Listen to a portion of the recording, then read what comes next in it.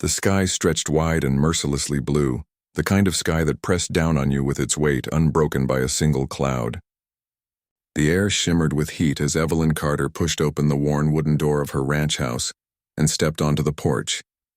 She was 93 years old, but her back was still straight, her step still stubborn, and her grip on her cane fierce enough to carve it into the boards beneath her. The ranch spread before her like a patchwork quilt of earth and memory, fields her husband had once tilled, fences her sons had painted in their youth, and the great oak tree under which she had buried her husband decades ago. She had thought she'd seen all kinds of battles in her long life. The Dust Bowl that nearly starved her family when she was a girl, the years of rationing during the war, and the nights she'd spent alone when her husband had worked himself half to death to keep the ranch alive. But nothing prepared her for this new kind of enemy. At the far end of the drive, a black sedan gleamed in the heat, far too polished, far too clean for a place like this. The crunch of expensive shoes against gravel carried before she could see the men. 3 of them emerged, suits pressed sharp as knives, sunglasses hiding their eyes, folders tucked under their arms. They didn't look like farmers or neighbors or men who knew the value of dirt under their nails. They looked like men who only knew the value of signatures, loopholes and power. Evelyn's stomach twisted, but she tightened her grip on her cane and descended the porch steps, her dress rustling against her thin legs. She would meet them head-on, just as she had met every storm that had ever tried to flatten her. "Mrs. Carter," one of them called, his voice practiced, smooth, dripping false courtesy. "That's my name," she replied. Her voice was weaker than it had once been, but there was still iron in it. The man flipped open his folder and strode closer. He didn't ask permission to cross her land. He just did it, boots grinding into her gravel like he already owned the place. "We're here on behalf of the Green Valley Homeowners Association. This property falls under our jurisdiction now.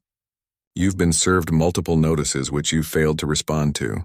We're here to make it clear. You must comply with HOA regulations or face eviction." Evelyn barked out a laugh, short and dry. "Eviction? This ranch has been in my family since before your little association even existed."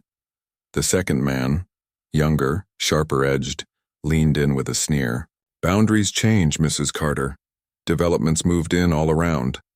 This land now falls under Green Valley's HOA. There are rules. You're in violation of several: dilapidated structures, non-compliant fencing, livestock without approval, and frankly," he swept his hand toward her farmhouse, "this entire property doesn't meet community standards." Evelyn's eyes narrowed. "Community? You mean those shiny houses with fake lawns and mailboxes that all look the same? That's not a community. That's a prison with prettier walls." The youngest man flushed red, but the older one raised a hand, silencing him. "Ma'am, this isn't personal. It's legal.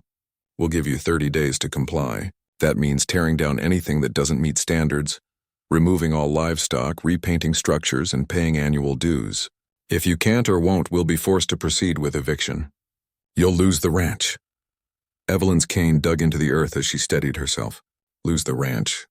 The words cut deeper than any blade. This land wasn't just dirt and wood. It was her husband's calloused hands, her children's laughter echoing across the fields, the life she had built and defended for nearly a century. Every inch of it told a story, and these men, these strangers in their fine suits, thought they could erase it all with a piece of paper. She lifted her chin, her eyes blazing with the stubborn fire that had carried her through 93 years of trials.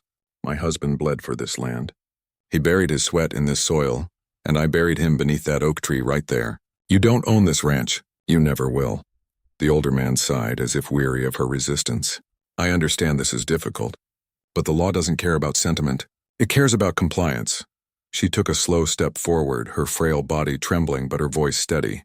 "The law also cares about truth. And the truth is, you don't belong here. You have no right." The younger man stepped closer, lowering his sunglasses so she could see his cold eyes. "We'll see what the county court says about that." He shoved a paper toward her, but she didn't take it. Instead, she lifted her cane and knocked it from his hand. The paper fluttered into the dust. The men stiffened. For a moment there was silence, just the hot wind dragging across the fields, the creak of the porch behind her, and the distant call of a crow. Then the youngest hissed, "You just made this harder for yourself." Evelyn's heart hammered in her chest, but she refused to show fear. She stood there as solid as the ranch itself, daring them to try to move her, I've faced down worse men than you, and I'm still standing." The oldest of the three finally stepped back, signaling the others to follow. 30 days, Mrs. Carter, that's all you have. After that, the ranch is ours.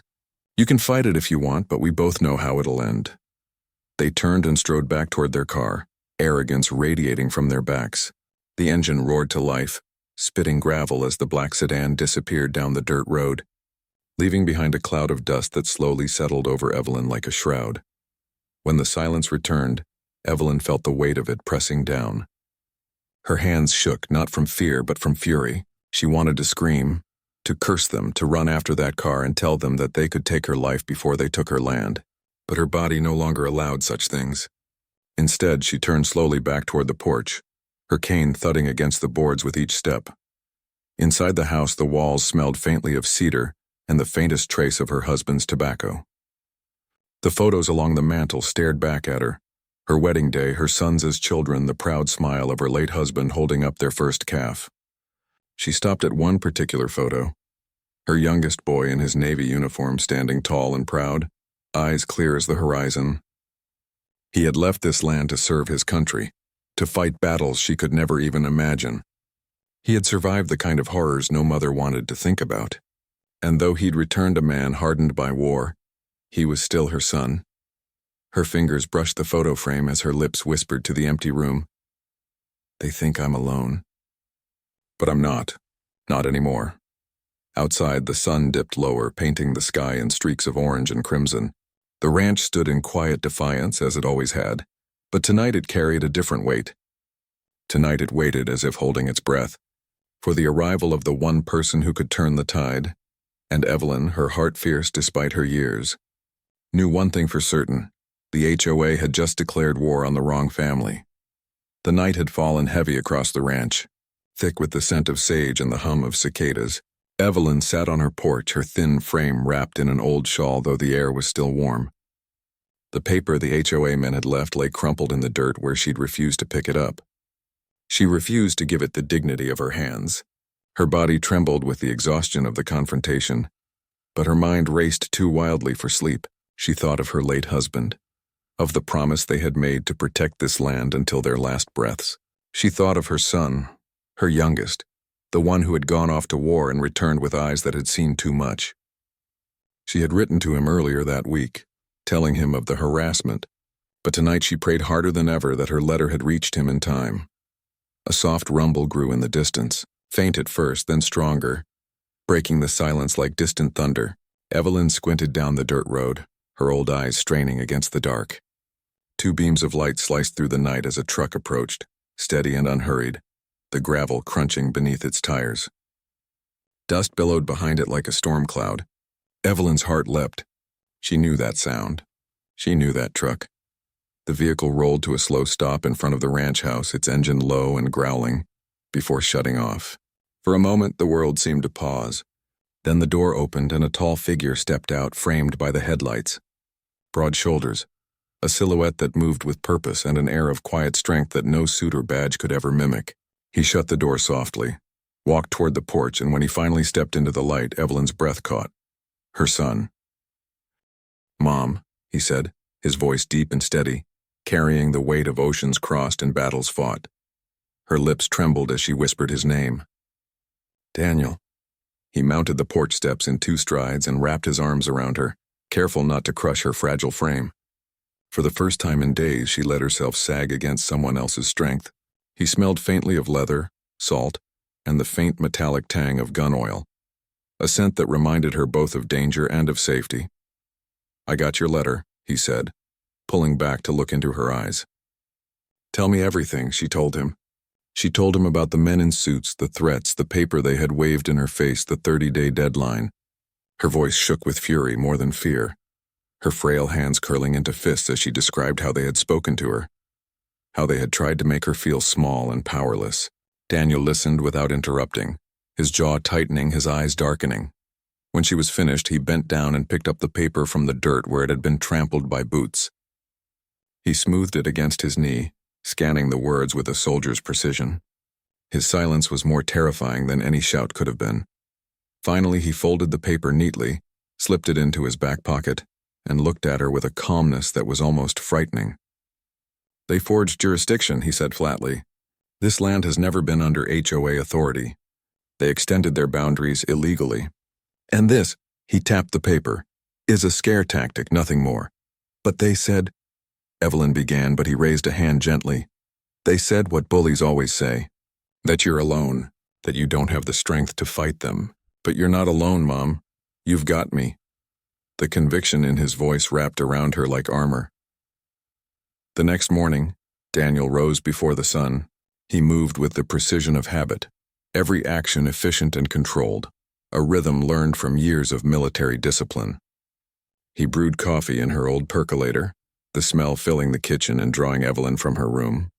He handed her a steaming mug before pulling a chair to the table, spreading out a stack of documents he had pulled from his truck. "Where'd you get those?" she asked. "County records," he replied. "I've been dealing with land disputes for other veterans. It's not new to me." His eyes never left the papers as he spoke. "These HOA clowns, this isn't their first attempt. They look for vulnerable properties on the edge of their developments, then use intimidation and legal gray areas to force people out. Once they get the land, they flip it to developers." Evelyn's hand tightened around her mug. "Like vultures," Daniel nodded. "Exactly. But they didn't count on someone like me being here." By mid-morning, the HOA men returned, their black sedan crawling down the drive like a predator stalking prey. They climbed out, smug as ever, sunglasses flashing in the morning sun. They hadn't expected to find Daniel waiting at the gate, his stance casual yet commanding, arms folded across his chest. "Morning, gentlemen," Daniel greeted, his voice even but edged with steel. The oldest of the three smiled thinly. "And you are?" "Her son," Daniel said. "And the last person you want to play games with." The men exchanged quick glances, but the leader pressed on, holding out another set of papers. "We're here to finalize notice of violation. Mrs. Carter has 30 days. Daniel cut him off with a small, humorless laugh. "I've read your paperwork. It's fraudulent. Jurisdiction lines don't cover this property. You extended them illegally. That's forgery and attempted fraud." He stepped forward, towering over them, his voice dropping lower. "Do you know what happens when you commit fraud against a federal veteran's family?" The younger one scoffed, trying to regain ground. "You think your military record scares us? This is civil law, not combat." Daniel's eyes locked on him, cold and unblinking. "I don't use fear.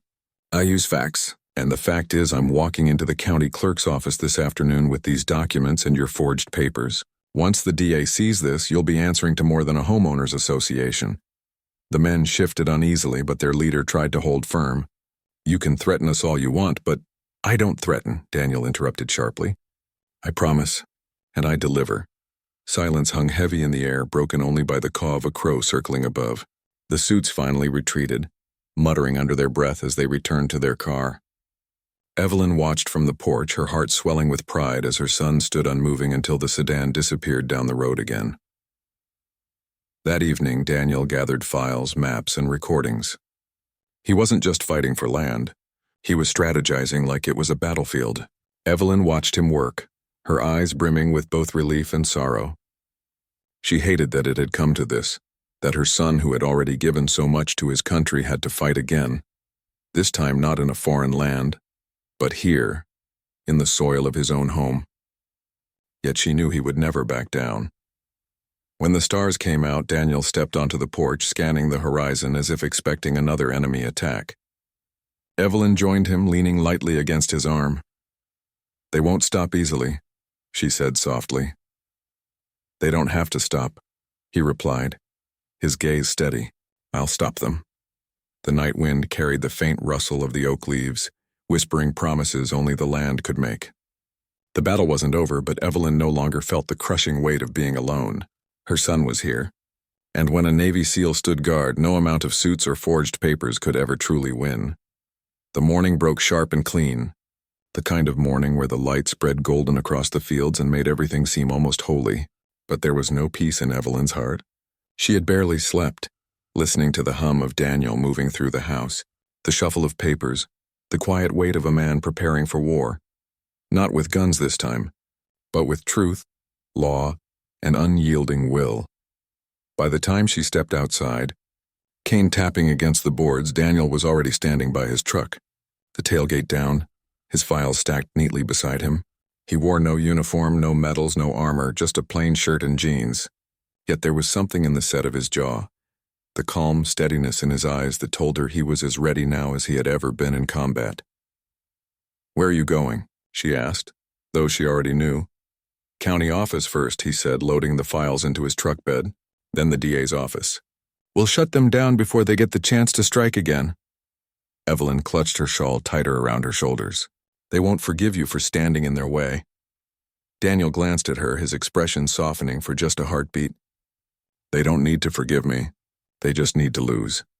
He leaned down, kissed her forehead, and climbed into the truck. She watched him rumble down the dirt road until he disappeared into the horizon, dust trailing like smoke behind him. Alone again, Evelyn turned back toward the ranch, her heart caught between pride and fear.